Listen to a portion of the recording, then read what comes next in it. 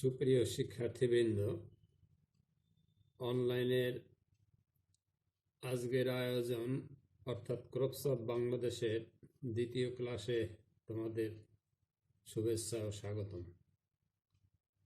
আশা করি সৃষ্টিকর্তার কৃপায় তোমরা নিরাপদে আছো। বিগত ক্লাসে আমরা আলোচনা করেছিলাম classification of crops, serial crops of Bangladesh, অ্যারাবেল crops.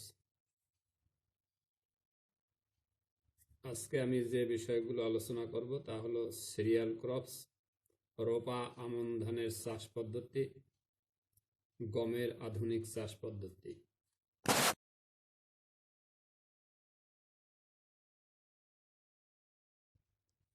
এখন আমরা আলোচনা করব সিরিয়াল ক্রপ, ধান, রাইস। বৈজ্ঞানিক নাম অরাইজা স্যাটাইভা, গোত্র গ্রামিনী। ধান পৃথিবীর এক গুরুত্বপূর্ণ খাদ্যশস্য। বাঙালির প্রধান খাদ্যই হলো ভাত, আর এ ভাতের মূল উপকরণই হলো ধান তথা চাল। বাংলাদেশের সমুদায় আবাদি জমির প্রায় 4/5 ধানের আবাদ হয়ে থাকে। পৃথিবীর প্রায় সকল মহাদেশে কম বেশি ধান উৎপন্ন হলেও এশিয়ার দেশগুলোতে উৎপাদিত হয় বিশ্বের মোট উৎপাদনের প্রায় 92% অধিক ধান। চীন দেশে সবথেকে বেশি পরিমাণে ধান উৎপন্ন হয়।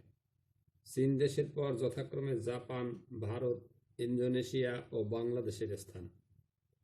এছাড়া ফিলিপাইন, থাইল্যান্ড ও কোরিয়ায় প্রচুর ধান উৎপন্ন হয়।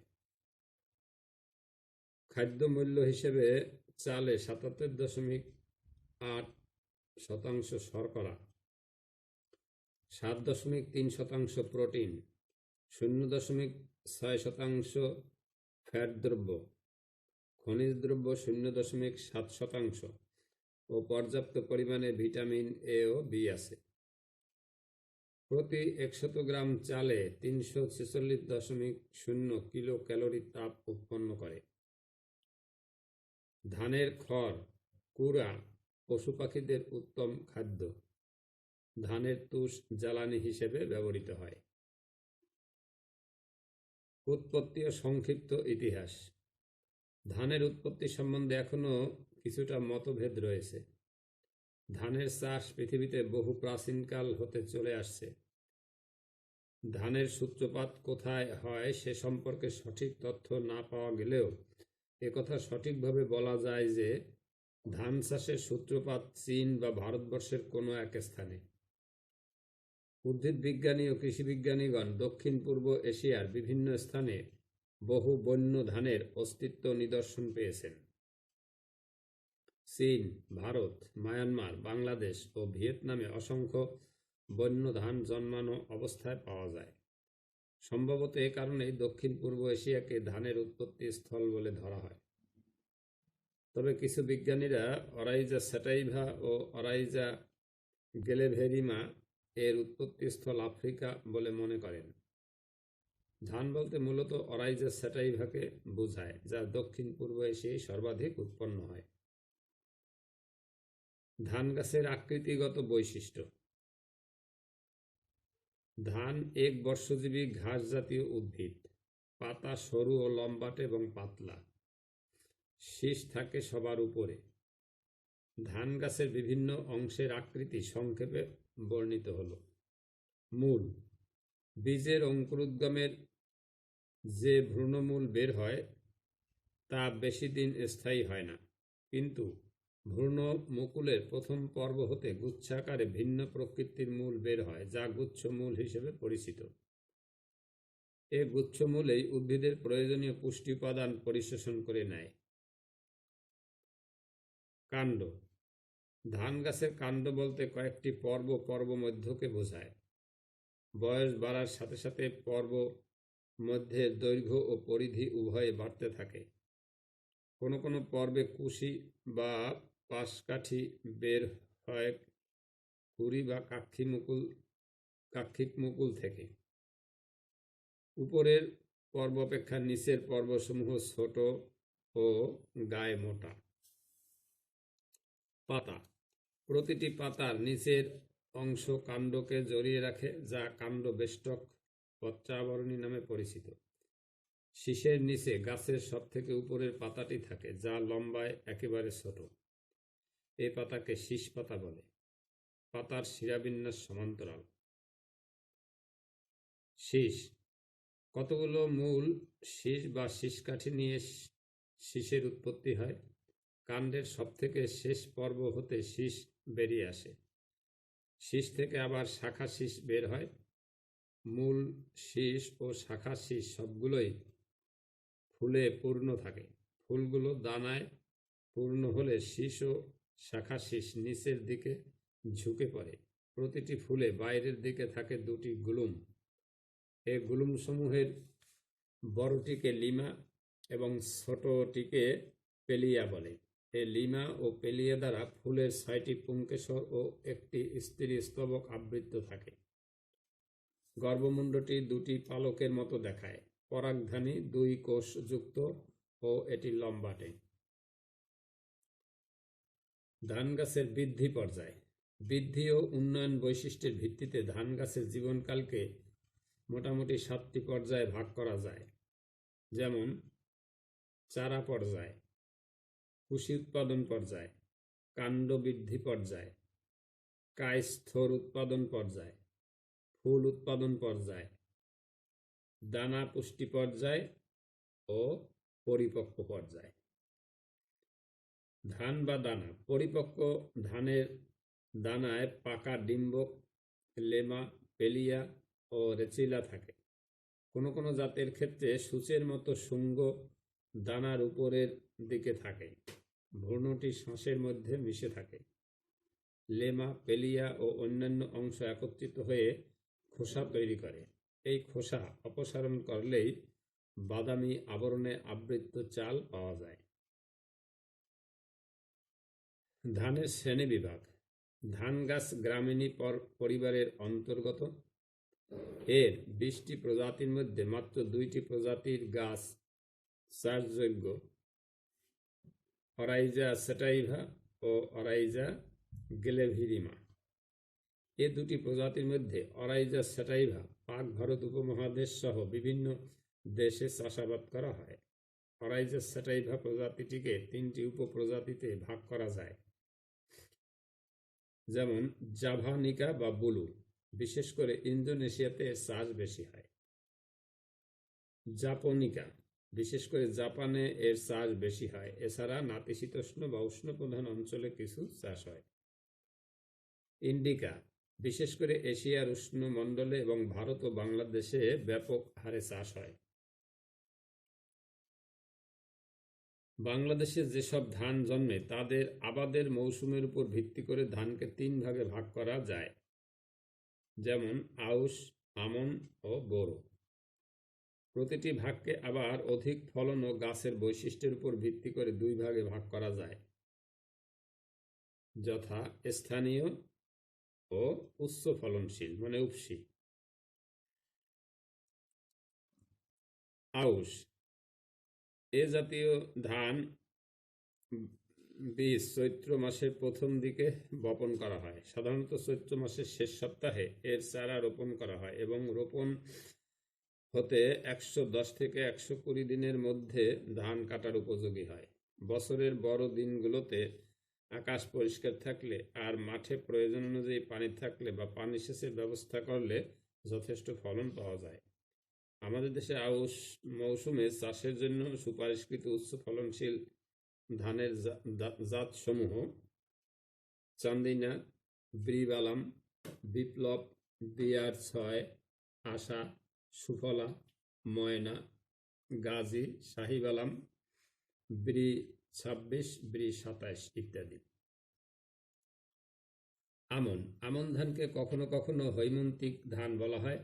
এ ধানের সবথেকে গুরুত্বপূর্ণ বৈশিষ্ট্য হলো এ ধান যখনই জমিতে রোপণ বা বপন করা হোক না কেন, দিবাভাগের দৈর্ঘ্য 12 ঘন্টার কম না হয়ে আসা পর্যন্ত এ ধানে ফুল হয় না। কিরণ, দিশারি, মুক্তা, প্রগতি, ব্রিশাইল, বিপ্লব, ব্রি 30, ব্রি 33, ব্রি 39, ব্রি হাইব্রিড ধান 4 ইত্যাদি উন্নত জাতের আমন ধান। বোরো, এ জাতীয় ধান পৌষ মাসে বপন তথা রোপণ করা হয়। আমাদের দেশে যে সমস্ত অঞ্চল বর্ষা মৌসুমে পানি দ্বারা ব্যাপকভাবে প্লাবিত হয় সে সমস্ত অঞ্চলেই বোরো ধান অধিক চাষ করা হয়ে থাকে। বোরো মৌসুমে চাষের জন্য সুপারিশকৃত জাতসমূহ হল গাজী, BR6, বিপ্লব, হাসি, আশা, শাহজালাল, মঙ্গল, ব্রি 28, ব্রি 29, ব্রি হাইব্রিড ধান 1, ব্রি হাইব্রিড ধান 2, ব্রি হাইব্রিড ধান 3 ইত্যাদি। আমাদের দেশে এখনো বহু স্থানীয় জাতের ধানের চাষাবাদ হয়ে থাকে যা ফলন অন্যান্য বৈশিষ্ট্যের দিক দিয়ে অনেক নিম্নমুখী। এদেশে বিভিন্ন প্রত্যন্ত অঞ্চলে বেশ কিছু আঞ্চলিক ধানের চাষ হয়। এরূপ ধানের চাষ দেখা যায় বৃহত্তর ময়মনসিংহ, দিনাজপুর, সুনামগঞ্জ, হবিগঞ্জ, জয়পুরহাট ইত্যাদি এলাকায়। এর মধ্যে জয়পুরহাট ও দিনাজপুরের বিভিন্ন এলাকায় এমন এক প্রকার ধানের চাষ হয় যার একটি ধানের মধ্যে 2টি, কখনো কখনো 3টি চাল পাওয়া যায়। এর ফলনের মান উপসি ধানের মতো হয় না, তবে দেশি অন্যান্য জাতের তুলনায় এই যমজ চাল সমৃদ্ধ ধানের ফলন অনেক বেশি। সেই হেতু এই ধানের বাজার মূল্য একটু বেশি। উপসি জাতের বৈশিষ্ট্যগুলো হলো গাছগুলো বেটে শক্ত, সমর্থ ও ঝোপ সম্বলিত।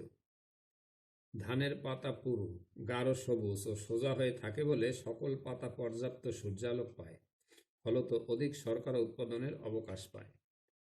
গাছ বেটে ও শক্ত হয় বলে অধিক নাইট্রোজেন পরিশোষণ করলেও ভূপতন খুব একটা হয় না। গাছের শারীরবৃত্তীয় কার্যকারিতাই বেশি, যার জন্য ফলন বেশি হয়। একটি নির্দিষ্ট সীমা পর্যন্ত অধিক পরিমাণে সার প্রয়োগে ফলন বৃদ্ধি পায়। গাছে অধিক পরিমাণে ধান উৎপন্ন হয় বলে ধান ও খড়ের অনুপাত হয় 1:1। উপসি ধানকে রোগবালাই, খরা ও ঠান্ডা এসব প্রতিকূল অবস্থার প্রতিরোধ ক্ষমতা সম্পন্ন করে উদ্ভাবন করা হয়েছে। সাধারণ উপসি জাতসমূহ হল BR1, BR3, BR4, BR7, BR8, BR9, ব্রি 29, ব্রি 35, ব্রি 36, ব্রি 38, ব্রি 39, ব্রি হাইব্রিড ধান 1, ব্রি হাইব্রিড ধান 2, ব্রি।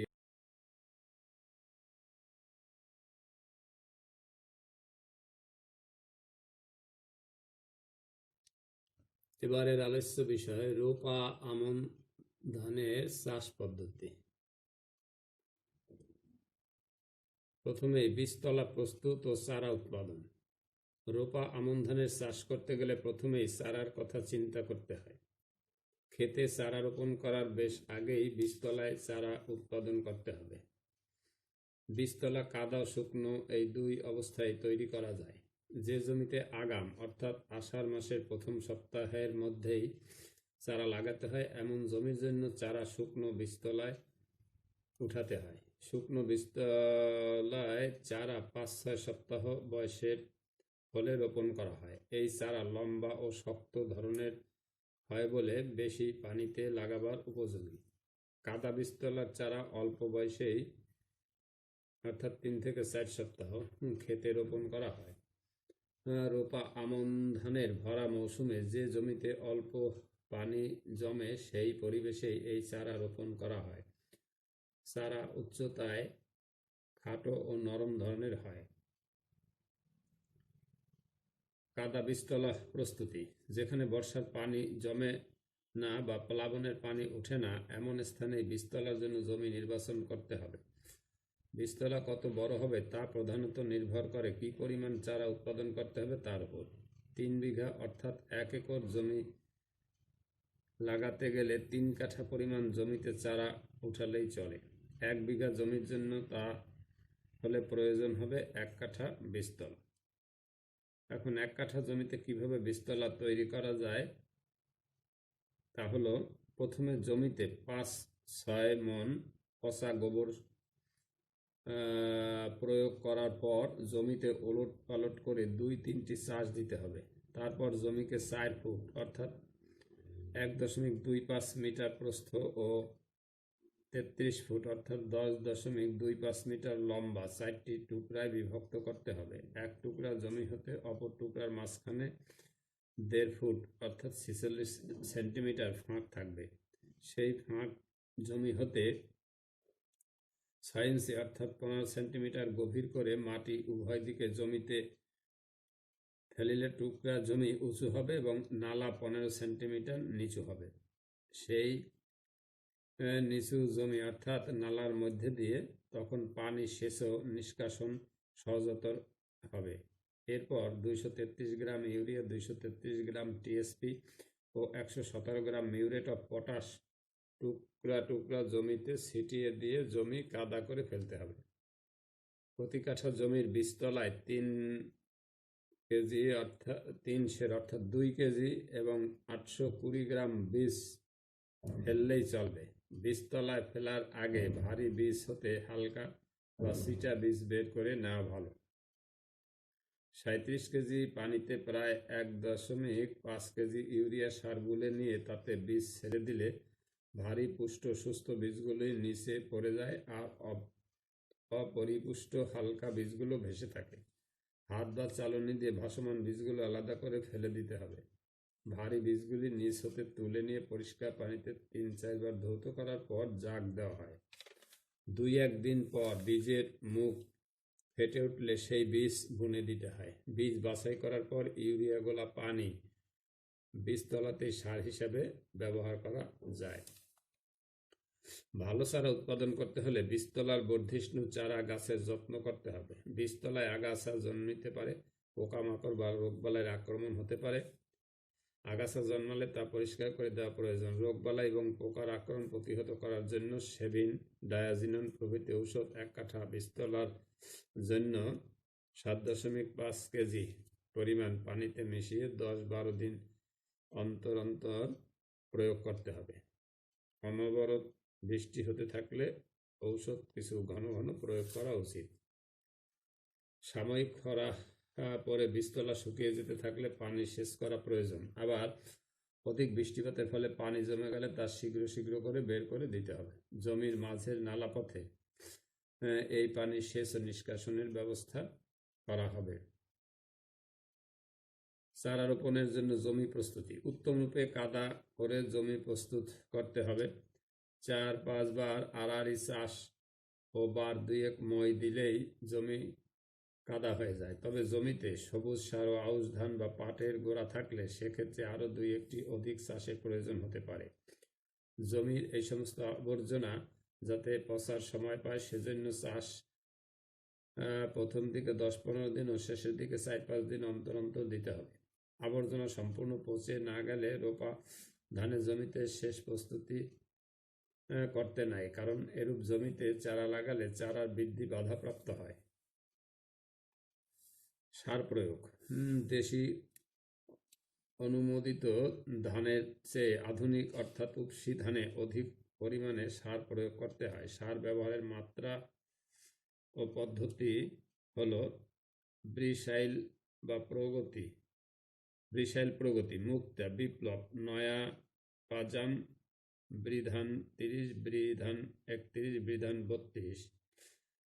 এগুলোর জন্য লাগবে ইউরিয়া 150 কেজি পার হেক্টর, টিএসপি 90, পটাশ 40, গন্ধক 60, দস্তা 10। কিরণ দিশারি বিনাশাইল এর জন্য ইউরিয়া 90, টিএসপি 90, পটাশ 40, গন্ধক 60, দস্তা 10 কেজি পার হেক্টর। বেলে ও পাহাড়ের পাদভূমির মাটিতে পটাশ সারের মাত্রা কমপক্ষে 1.5 গুণ বাড়িয়ে দিতে হবে। দস্তা সারের ব্যবহার শুধুমাত্র গঙ্গাবাহিত পললভূমি ও সেচ প্রকল্প এলাকায় সীমিত রাখাই সমীচীন হবে। হাওর এলাকার জমি উর্বর বলে সারের পরিমাণ কিছু কম করে ব্যবহার করা যেতে পারে। স্থানীয় জাতের বেলায় উপযুক্ত সার অর্ধেক মাত্রায় ব্যবহার করতে হবে।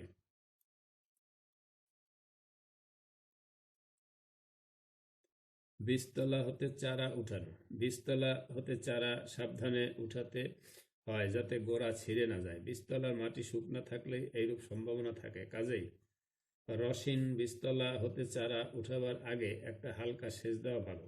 দেশি জাতের বেলায় মুঠি মুঠি চারা একসঙ্গে ধরে টান দিয়ে উঠিয়ে পায়ের পাতায় আঘাত করলেই চারার গোড়ার মাটি পড়ে যায়। আধুনিক জাতের বেলায় 2-4টি করে চারা গাছ উঠাতে হয় এবং হাতের পাতায় আঘাত করে মাটি ফেলতে হয়। দেশি জাতের চারা বেশি লম্বা হলে রোপণ করার পূর্বে আগার দিকে 3-4 ইঞ্চি অর্থাৎ 7 থেকে 10 সেন্টিমিটার কেটে ফেলে দিতে হয়। লিকলিকে চারার বেলায় ইহা করা বিশেষ আবশ্যক।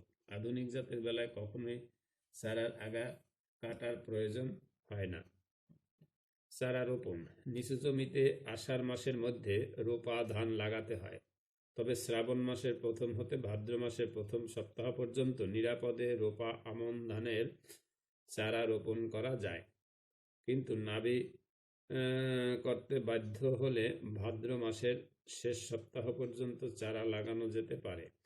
নাবি চাষে অবশ্য রোপা আমন ধানের ফলন কমে যায়, যেহেতু এই ফসলটি আলোক স্পর্শকাতর, তাই কার্তিক মাসের ঠান্ডা পরিবেশে ছোট দিনের আবির্ভাবে গাছের অবয়ব বড় ছোট যাই হোক গাছে ফুল ধরে যায়। এমত অবস্থায় ফলন কমে যেতে বাধ্য।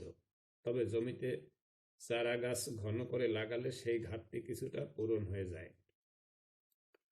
আমাদের দেশে চাষিরা প্রায়শই এলোমেলোভাবে চারা রোপণ করে থাকেন, কিন্তু রোপা আমন ধানের চারা সারিতে লাগানো কর্তব্য। ছিপছিপা পানিতে এক সারি হতে অন্য সারির দূরত্ব 25 সেন্টিমিটার এবং এক গোছা হতে অন্য গোছার মধ্যে দূরত্ব 15 থেকে 20 সেন্টিমিটার ব্যবধানে চারা রোপণ করা নিষেধ। প্রতি গুছিতে 2-3টি সুস্থ সবল চারা লাগাতে হয়। নাবি রোপণ করলে চারা কম দূরত্বের ব্যবধানে রোপণ করতে হয় ও প্রতি গুছিতে 2-3টির স্থলে 4-5টি চারা ব্যবহার করা যুক্তিযুক্ত। পরবর্তী যত্ন। দেশি অনুমোদিত জাতের ধানে আগাছা খুব একটা গজায় না, গজালে তা যথাসময়ে পরিষ্কার করে দেওয়া ভালো। আধুনিক জাতের রোপা আমন ধানে অধিক সার ব্যবহার করা হয় বলে জমিতে আগাছা দ্রুত গজিয়ে ওঠে। রোপণের 3-4 সপ্তাহের মধ্যে সেই আগাছা পরিষ্কার করা উচিত। ধান নিড়ানি যন্ত্র 2 সারির মধ্যে চালিয়ে আগাছা সহজেই দূরীভূত করা যায়। ছোট হাত কোদালির সাহায্যে আগাছা দমন এবং জমির মাটি উলটপালট করে দেওয়ার কাজটি সম্পন্ন করা যায়। তৎপর জমিতে সারণী 9 অনুযায়ী প্রতি হেক্টরে অনুমোদিত হারে ও সময়ে ইউরিয়া সার প্রয়োগ করতে হবে। আধুনিক জাত ব্যবহার করে রোপা আমন ধান চাষ জমিতে দণ্ডায়মান পানির উচ্চতা নিয়ন্ত্রণ করা সম্ভব হলে ফলন ভালো হয়। ছিপছিপে পানিতে প্রথমবার ইউরিয়া উপরি প্রয়োগের পর থেকে লক্ষ্য রাখতে হবে ফসলের জমিতে দণ্ডায়মান পানির উচ্চতা যেন 5 থেকে 7 সেন্টিমিটার বর্তমান থাকে। পানির সেরূপ উচ্চতায় গাছের গোড়ায় কুশি গজাতে কোনো অসুবিধা হবে না। দ্বিতীয়বার জমিতে সার দেওয়ার পর চারার বয়স যখন 50 থেকে 60 দিন হয় তখন হাতে পানির উচ্চতা 7 থেকে 10 সেন্টিমিটার রাখা প্রয়োজন।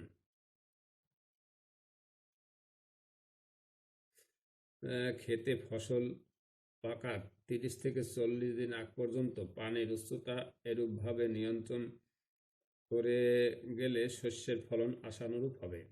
কোনো কোনো সময় রোপা ধানের জমি শ্যাওলায় ঢেকে যায়, সেগুলো মাটি হতে খাদ্য শুষে নেয় বলে ফসলের বৃদ্ধিতে ব্যাঘাত ঘটে। সেই পরিস্থিতিতে তুঁতে প্রয়োগ করে শ্যাওলা ধ্বংস করে দেওয়া উচিত। রোপা ধান নানা প্রকার কীটপতঙ্গ দ্বারা আক্রান্ত হতে পারে। রোপণের 5-7 দিন পর হতে কাটার আগ পর্যন্ত 13টির জাতের পোকার যে কোনো 2-1টি দ্বারা আক্রমণের সম্ভাবনা থাকে। পামরি পোকা কচি ধানের পাতার সবুজ অংশ খেয়ে ঝাঁঝরা করে ফেলতে পারে। মাজরা পোকার ক্রিয়া গাছের কাণ্ডের নরম অংশ খেতে থাকে, ফলে গাছে সাদা শীষ বের হয়।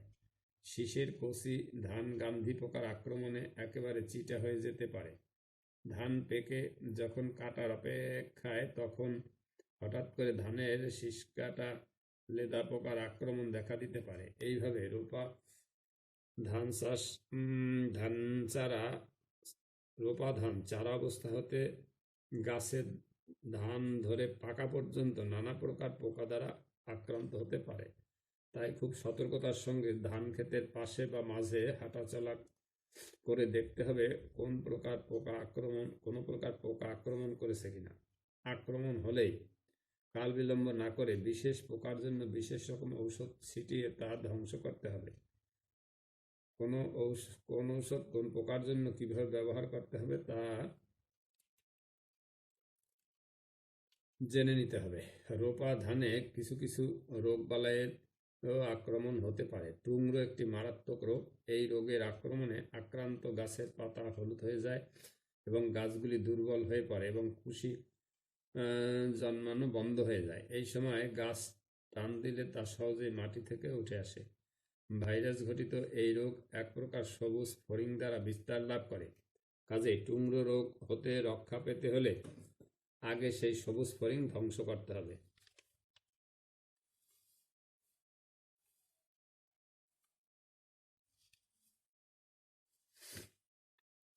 ধান কাটা। আগাম জাতের ধান কার্তিক অগ্রহায়ণ মাসের মধ্যে পাকে, তবে রোপা আমন ধান পাকার ভরা মৌসুম অগ্রহায়ণ পৌষ মাস। দেশি অনুমোদিত জাতের ধান গাছগুলি পাকার পর হেলিয়া বা মাটিতে শুয়ে পড়ে। গাছগুলির রং আর সবুজ থাকে না। আধুনিক জাতের ধান পাকার পর সাধারণত হেলে পড়ে না, তবে চান্দিনা, মালা, ইরিশাইলের গাছ হেলে পড়তে পারে। গাছের রং কিন্তু তখনও সবুজ থাকে।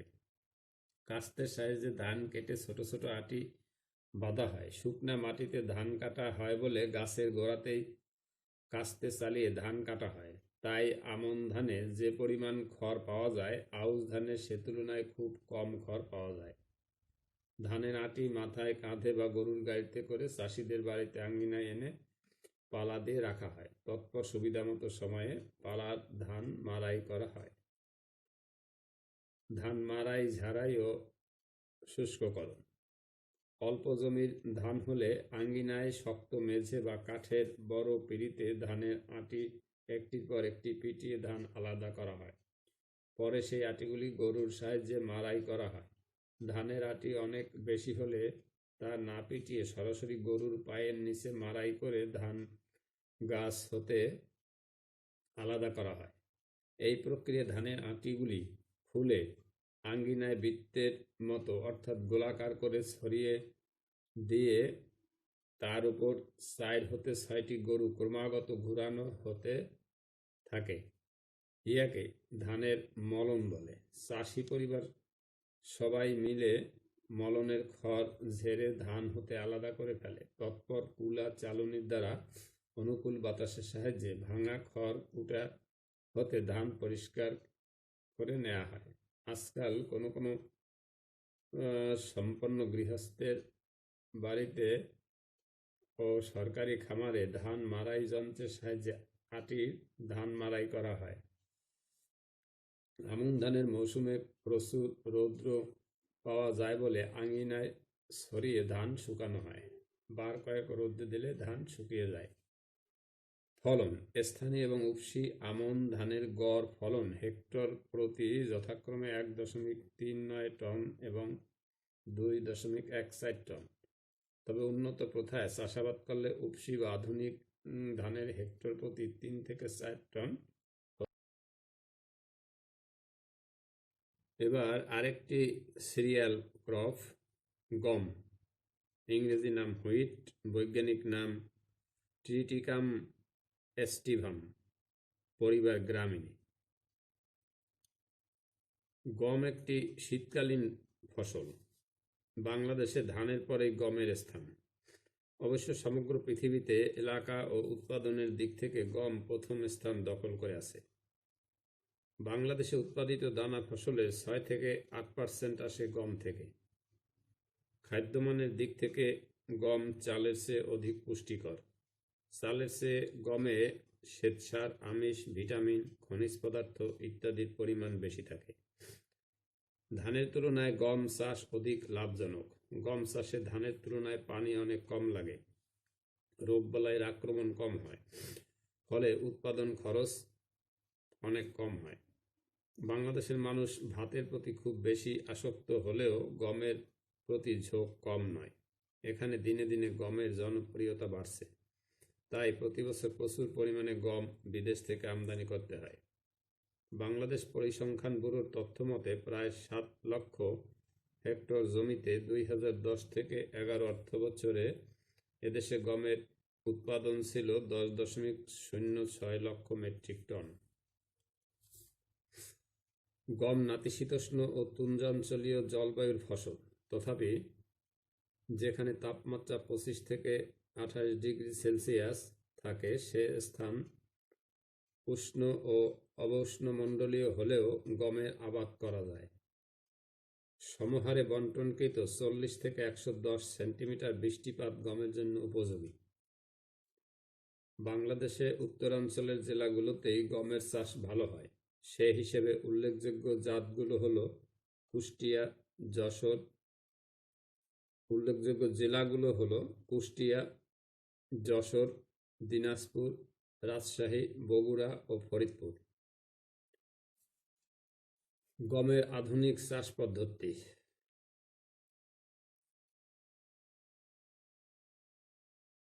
Modern cultivation method of wheat. কতগুলি ধাপের মাধ্যমে এই চাষ পদ্ধতি করা হয়। 1 নম্বরে মাটি নির্বাচন। সাধারণত উঁচু ও মাঝারি উঁচু জমি গম চাষের জন্য উপযোগী, তবে মাঝারি নিচু জমিতেও গম চাষ করা যায়। দোআঁশ ও বেলে দোআঁশ মাটি গম চাষের জন্য সর্বোত্তম।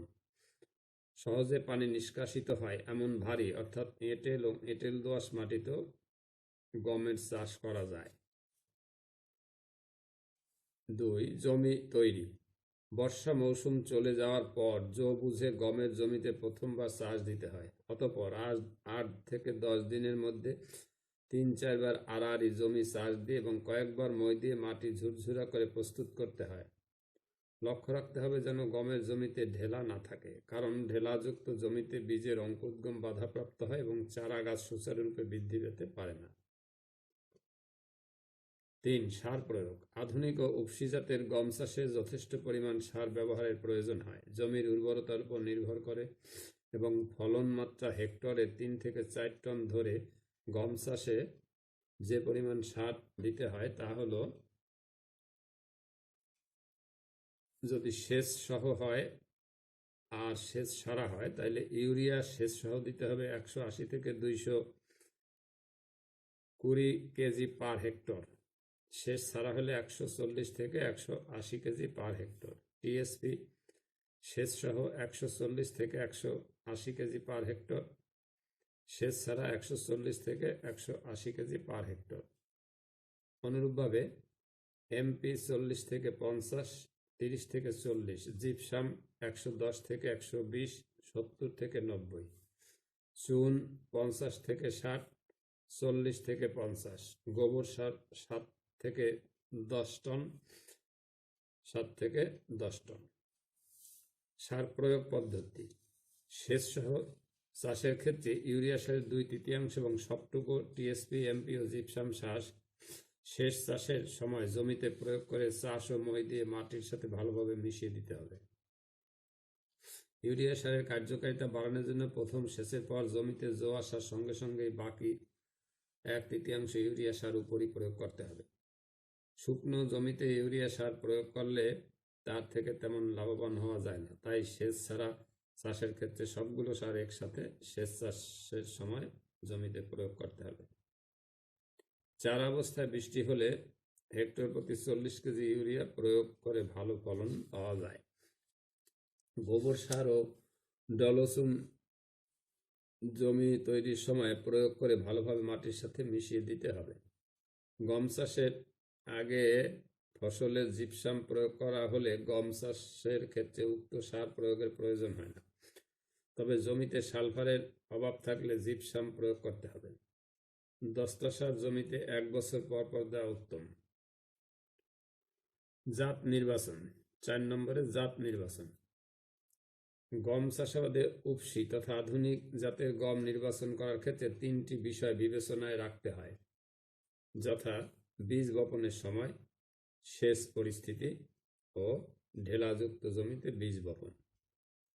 বীজ বপনের সময় আগাম বপন কাঞ্চন, আকবর, পাভন, প্রতিভা, প্রদীপ ও শতাব্দী। উপযুক্ত সময়ে বপন কাঞ্চন, আকবর, বরকত, অঘ্রাণী, বলাকা, আনন্দ ও বিজয়। দেরিতে বপন কাঞ্চন, অঘ্রাণী, প্রতিভা, সৌরভ, গৌরব ও সুফি। শেষ পরিস্থিতি সেচ ছাড়া কাঞ্চন, অঘ্রাণী, আকবর, সৌরভ, গৌরব, শতাব্দী ইত্যাদি। সেচ সহ সব জাত। বীজের হার। বীজের হার নির্ধারণের জন্য বীজ গজানোর ক্ষমতা যাচাই করে নিতে হয়। বীজ গজানোর ক্ষমতা 85% বা তার বেশি হলে সারিতে বপনের ক্ষেত্রে নিম্নোক্ত হারে বীজ বপন করতে হবে। সেচ সহ 120 কেজি পার হেক্টর, সেচ ছাড়া 100 কেজি পার হেক্টর।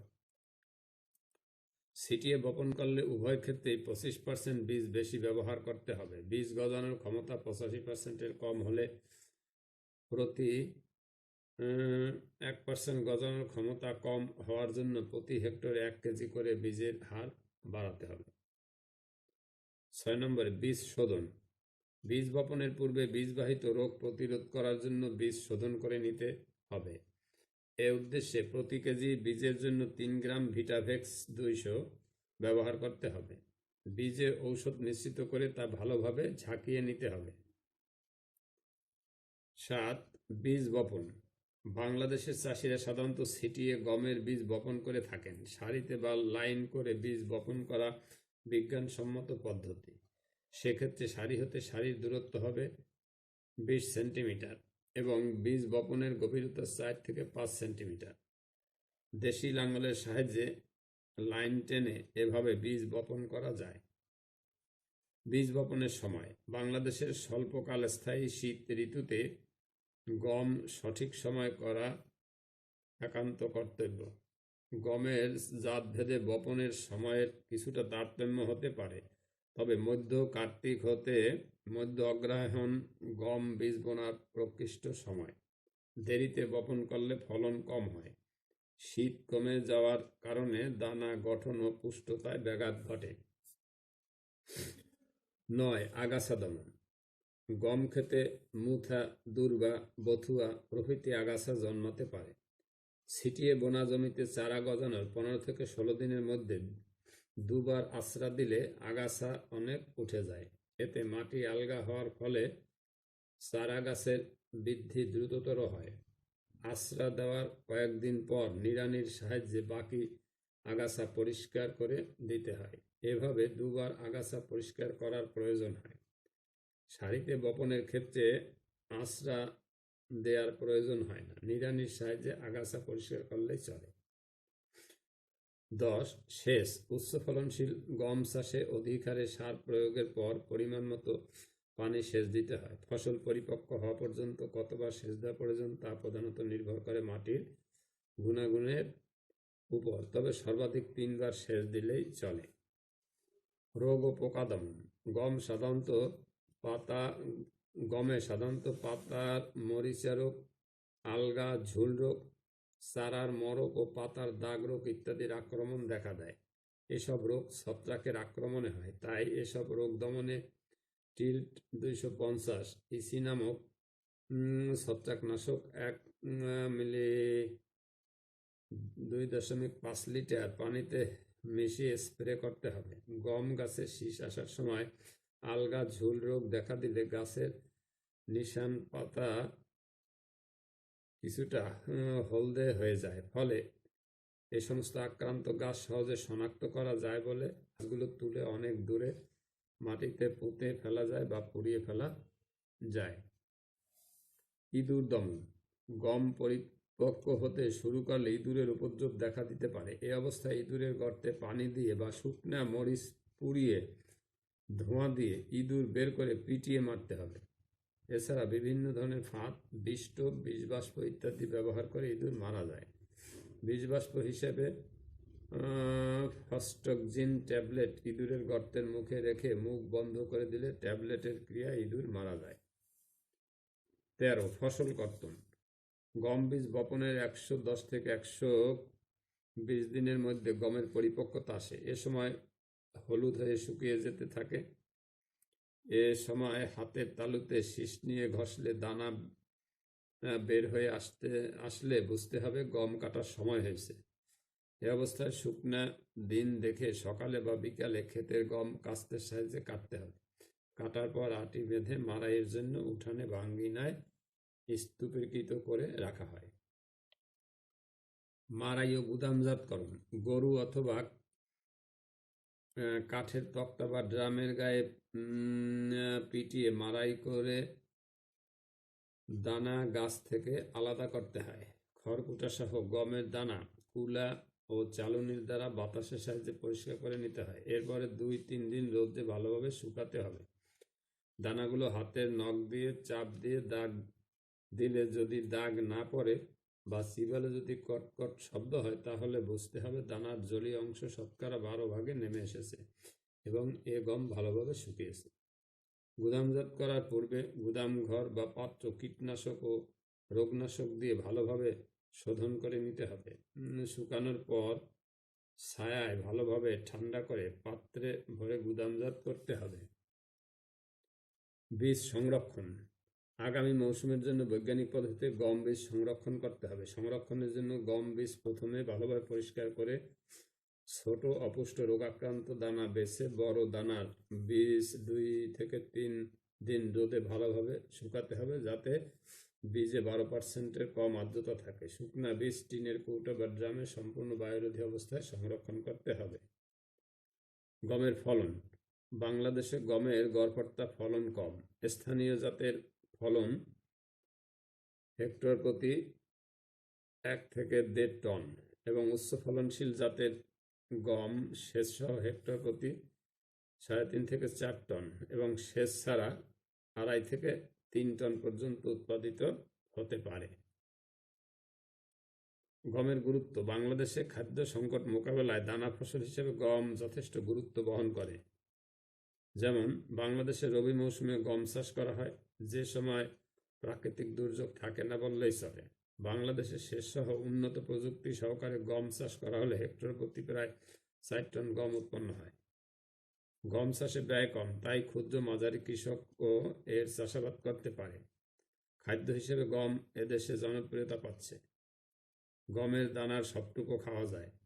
ধানের মতো এর তুষ বা কুড়া হয় না।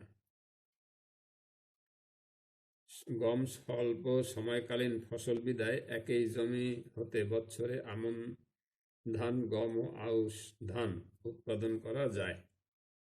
গম ফসলে রোগ পোকার আক্রমণ তুলনামূলকভাবে অনেক কম। গমের ভুসি পশু পাখির উত্তম খাদ্য হিসেবে বিবেচিত হয়। গমের শুকনা গাছ দিয়ে ঘরের চালা বানানো যায় এবং বেড়া তৈরি করা যায়।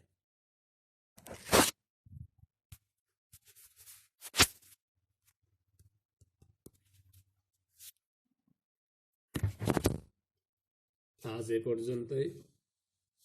তোমরা ভালো থাকো। বাইরে গেলে অবশ্যই মাস্ক পরে নেবে।